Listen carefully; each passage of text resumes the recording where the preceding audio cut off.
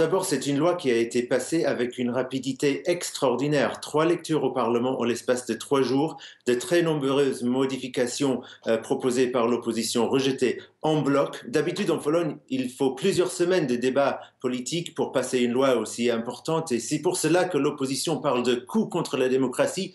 Pour le leader du parti Plateforme Civique, Grzegorz Schetyna, c'est une journée noire pour la Pologne parce que cette loi permet aux nationalistes au pouvoir de virer tous les juges aux Cours suprêmes et de les remplacer par des juges de son choix.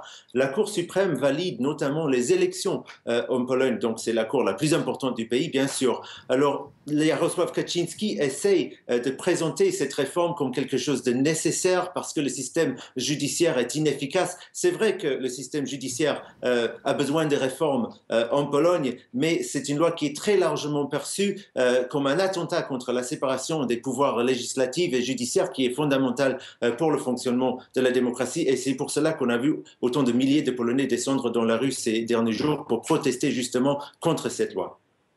Gulliver, qu'est-ce qui va se passer maintenant? L'opposition reste déterminée à tout faire pour freiner les ambitions du parti au pouvoir. Absolument, et ce n'est pas la fin du processus législatif. Le Sénat doit voter sur ce projet de loi demain et ensuite le président Andrzej Duda peut le signer ou non. Il a effectivement le pouvoir de veto et maintenant Donald Tusk, l'ex-premier ministre polonais qui est maintenant président du Conseil européen, exhorte le président Andrzej Duda à le rencontrer. Monsieur Tusk veut absolument essayer de convaincre Monsieur Duda à opposer son veto à cette réforme qu'il estime absolument désastreuse pour le pays. Mais si Duda valide la législation, alors il est probable maintenant que la Commission européenne enclenchera contre la Pologne mercredi prochain une action disciplinaire, mais on ne sait pas encore quelle forme cette action pourrait prendre.